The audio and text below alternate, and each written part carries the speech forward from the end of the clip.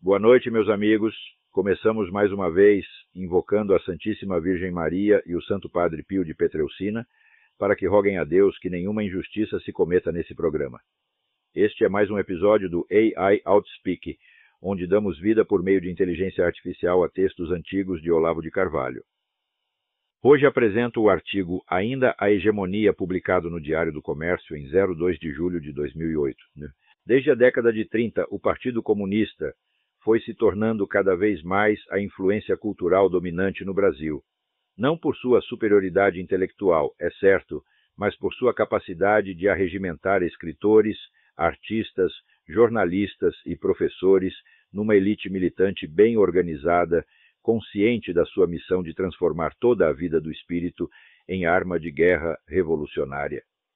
A astuta manipulação de cargos e prestígios, a ocupação de espaços, o boicote feroz aos adversários, logo reduzidos a servos dóceis da política comunista, por meio da intimidação e da chantagem, tais foram os instrumentos com que o partido acabou por emascular uma intelectualidade conservadora, na qual avultavam tipos do porte de um Manuel Bandeira, de um Gilberto Freire, de um Nelson Rodrigues, de um João Camilo de Oliveira Torres, de um Lúcio Cardoso, de um Gustavo Corsão, de um Antônio Olinto, de um Paulo Mercadante, de um Otto Maria Carpô e tantos outros com os quais a esquerda jamais poderia concorrer no campo do livre debate.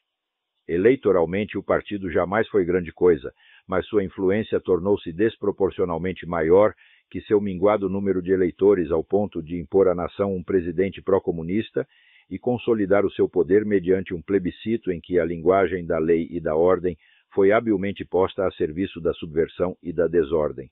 Longe de debilitar essa influência,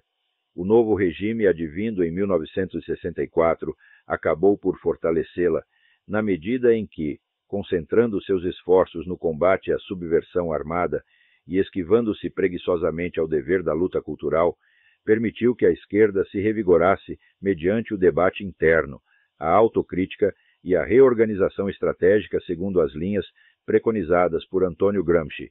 cujas obras, não por coincidência, chegaram ao alcance da militância intelectual esquerdista local, precisamente a partir de 1965. Nessa data, começou também a circular a mais importante publicação cultural esquerdista, a revista Civilização Brasileira, de Enio Silveira, que marcou um upgrade intelectual da esquerda e provou sua capacidade de reagir criativamente, agressivamente, a uma derrota política que hoje sabemos ter sido apenas superficial e provisória. Em meados da década de 1970, a hegemonia cultural da esquerda já era, mais que um fato consumado, um direito adquirido. Sem isso, a total falsificação da história do período, hoje consagrada como verdade incontestável em todo o sistema de ensino e em toda a grande mídia sem exceção, jamais teria sido possível. E sem ela, a escalada triunfal da esquerda rumo ao poder absoluto jamais teria acontecido.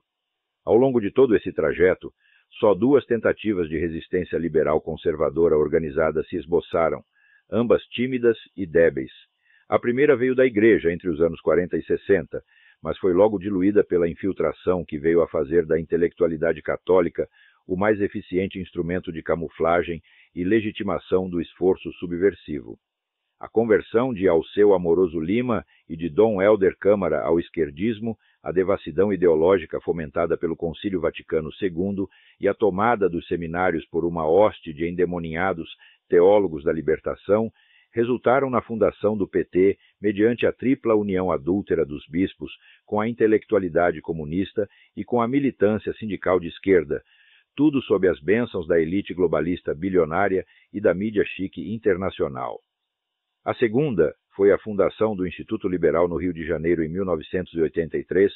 e do Instituto de Estudos Empresariais no Rio Grande do Sul no ano seguinte, daí resultando o Fórum da Liberdade, que desde 1988 leva anualmente a Porto Alegre os melhores palestrantes liberais e conservadores do mundo. Essa iniciativa meritória, porém, ademais de ser sistematicamente boicotada pela mídia nacional inteira, ainda padece de duas autolimitações congênitas. 1. Cinge-se ao debate doutrinal, sem nenhuma perspectiva de ação política e muito menos de uma ofensiva antigramsciana organizada na esfera cultural. 2. Tende a concentrar-se nos temas econômicos, ignorando as questões essenciais da guerra cultural e da estratégia revolucionária e combatendo antes o estatismo enquanto ideia geral do que a esquerda enquanto força política concreta.